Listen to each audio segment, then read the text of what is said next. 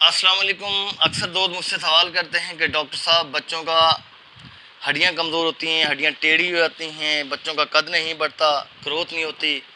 तो मेरा उन भाइयों से सवाल है।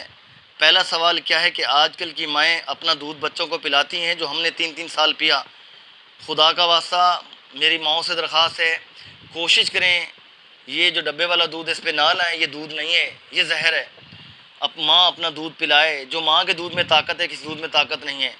नंबर 2 पे उसके बाद जब बच्चा माँ के दूध से हटे तो बच्चों को क्या करना है, उनको आपने असल में छोटे छोटे घर हैं, हर बंदे के पास तो बेंगलो नहीं है, तो सनलाइट एक्सपोजर नहीं होता। बच्चों को बाहर ले जाइए धूप के अंदर 10-20 मिनट उनको सन बात करवाइए, छोटी मोटी एक्सरसाइज करवाइए, उनके साथ दौड़ लगाइए या उनके साथ कोई एक्टिविटी करें।